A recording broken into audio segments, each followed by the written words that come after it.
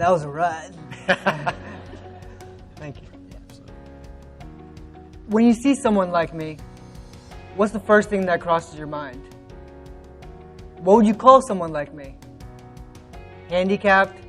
Impaired? Disabled? Have you ever stopped to think why? Why do we use these words? What impact, if any, do they have? These words carry very different meanings. For the first 22 years of my life, I was completely oblivious to these definitions. I had no obvious physical impairment. I used to lift weights, run, bike, swim, break dance, do crazy things with my friends. I used to love pushing my body to the limits. Then in 2009, when I was just 22 years old, everything changed. I woke up 2 weeks after a car accident with my family. The late boxing champ Muhammad Ali said, "It isn't the mountains ahead to climb that wear you out, it's the pebble in your shoe." It's the little things that slowly, almost innocently brought me down.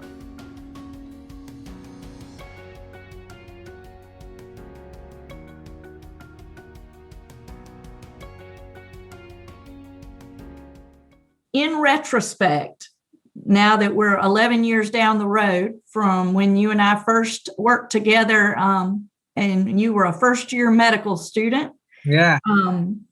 How do you view the role that vocational rehab had in supporting you and achieving your goal of becoming a physician?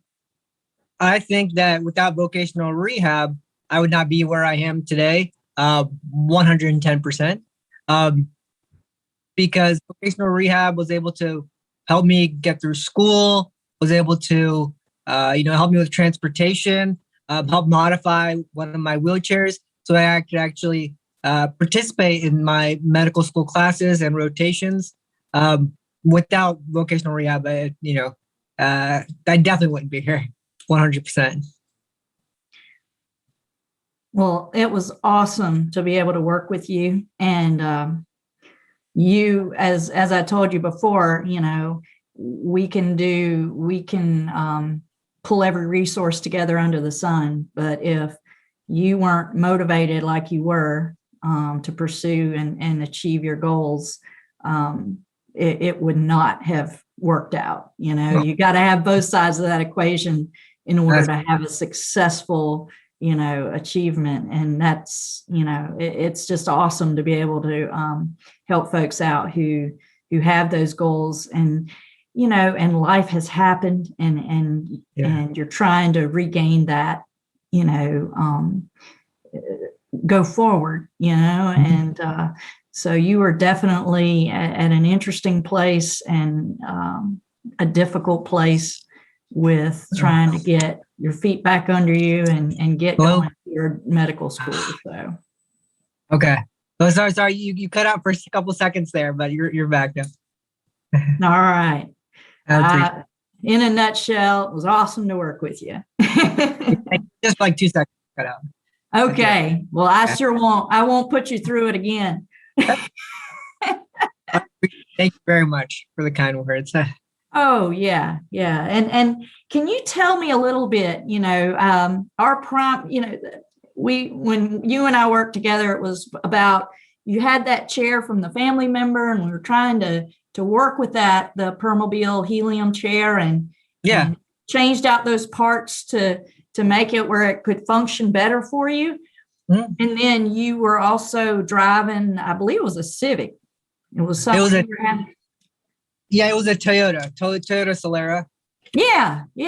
So trying to get, figure out the best way for you to get around and do your rotations and things, kind of thinking toward the future.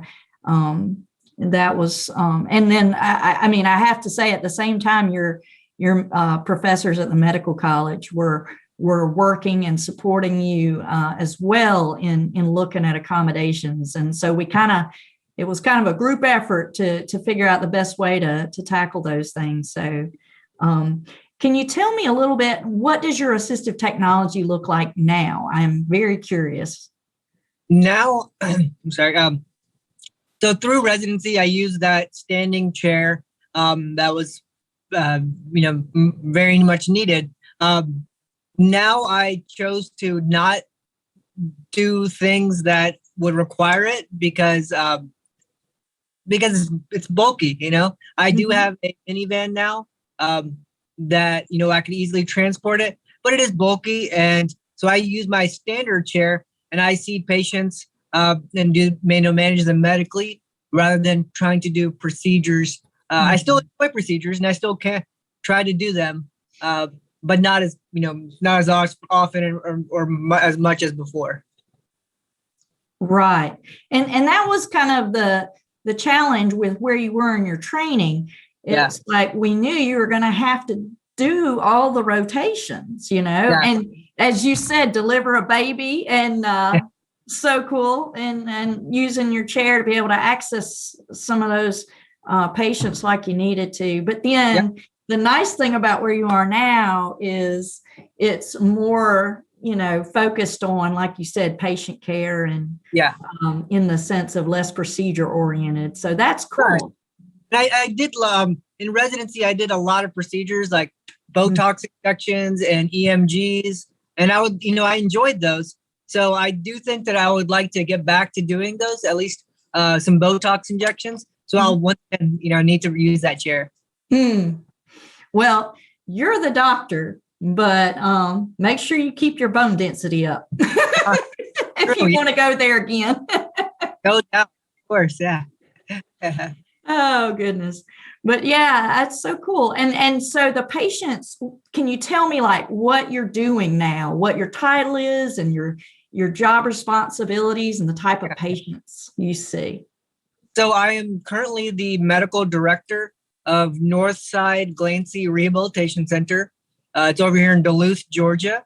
It's a 30-bed inpatient rehab hospital. So I am the physician for these patients here. And I see patients after strokes, brain injuries, spinal cord injuries, debility from prolonged hospital stays, amputations, just a whole host of different patients who need rehab. So I see them, manage their care, I monitor their therapies, and address any issues that need to be addressed medically. Wonderful. That is awesome. Yeah. And you're very nice to your occupational therapists on staff. I have no doubt. Of course. No, that's an awesome setting because you have everybody there in house. You get to work as a team, and you provide that medical oversight and management. And that's so cool. Very cool. I would have loved to have worked for you.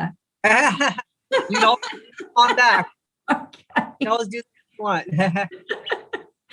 Yeah, I've had a few changes myself. Well, yeah, I think we've both gotten married since we worked together. And then I have a 2.5-year-old now. So I have a two and a half. 2019, he was born. Oh, that is wonderful. Yeah. But when was your child born? November of 2018. Okay, so just 2 months older. Yeah, that's awesome. So you're dealing with a toddler as I well. am. Fun age.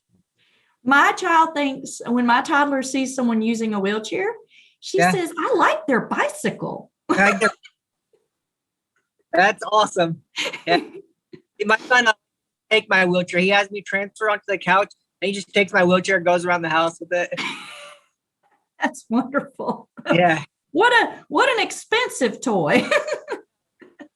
Toy for him. Oh, so cool. So cool. Well, have you, I'm sorry, I'm trying to do this so that it can be edited later in the sense of like, not to change the content, but in the sense of for time constraints. Yeah. So that's why I'm trying to be conscientious and pause, a little bit. But I just wanted, if you don't mind, could you tell us a little about your experiences since VR? Like, I'd just love to hear you talk about, I know you got out to Stanford and things like that, just kind of what your experience was finishing medical school and then up to your current position. Yeah, so after I finished medical school, I did my intern year at the Medical College of Georgia. And, that's 1 year of internal medicine, which intern year is always tough for everyone. And it was, undoubtedly tough for me. Then after that, I did 3 years of residency in physical medicine and rehabilitation at the University of Alabama at Birmingham. And that's where I met a lot of people who were also in wheelchairs at the Lakeshore Foundation, Yes. which is an Olympic training site. So it was great seeing interacting with people just like me. And after my fellowship in spinal cord injury medicine at Stanford, and then I really wanted to come back to Georgia, and now I'm in Duluth. My office is right here in Duluth, Georgia, just like 15 minutes from where I grew up. So this is my hometown, basically. Wonderful. So your parents are close to their grandchild, right? Yeah. Perfect. They're, of course. Perfect. Wow.